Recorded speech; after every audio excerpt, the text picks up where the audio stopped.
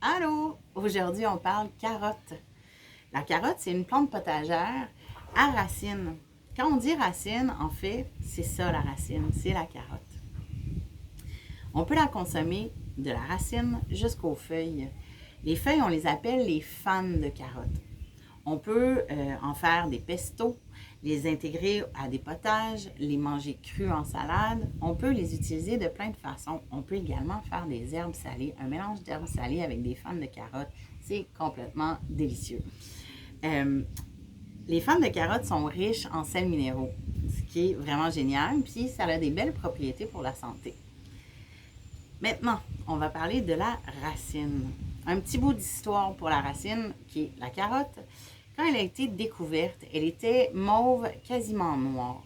Et au fil des années, elle a changé de couleur. Maintenant, on retrouve des carottes sur le marché dans les tons de blanc, jaune, pourpre, rouge, bien évidemment la orangée. On en a de différentes couleurs, ce qui va mettre vraiment de la couleur dans nos assiettes et qui est génial. Il y a différentes variétés de carottes également. Moi, je vous parle de celle-ci aujourd'hui. C'est la carotte de Nantes. La carotte de Nantes a une pleure mince. Donc, on ne la... Pas épluchée, oui, épluchée. On ne la pèle pas, on n'enlève pas sa pleure pour la consommer. On peut tout simplement la laver et la manger telle qu'elle.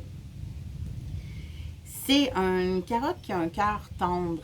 Donc, on peut l'apprêter de mille et une façons. Râper, vraiment en dernier recours pour celle-ci. Moi, j'utiliserais plus la carotte de conservation pour râper. Par contre, la carotte de Nantes, on peut la bouillir, la faire vapeur, on peut la faire braiser, glacer au miel, c'est vraiment génial. On peut la sauter au beurre, on peut la faire en purée, on peut, mon Dieu, on peut l'intégrer dans des recettes et la laisser mijoter tout doucement.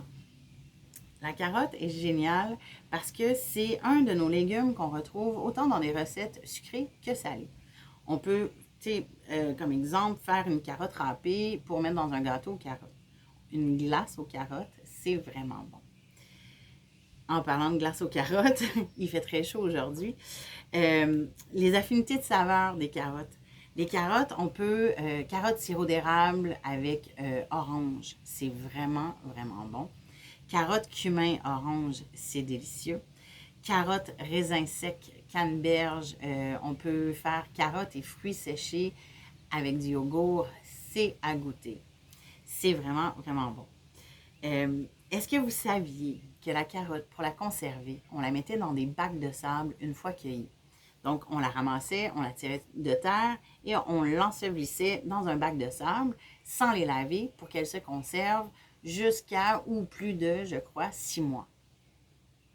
Une autre méthode, parce que c'est pas tout le monde qui a des bacs de sable ou qui a de la place pour des bacs de sable, on peut également les blanchir. Blanchir la carotte ou blanchir point veut dire que c'est une courte cuisson à eau très bouillante. Donc, blanchir nos carottes, on peut, selon les grosseurs, de 3 à 8 minutes. C'est vraiment, vraiment rapide. Blanchir la carotte et la congeler. C'est super. On continue à avoir nos légumes de saison tout au long de l'année et on peut les consommer de la façon qu'on veut, que ce soit autant sucré que salé.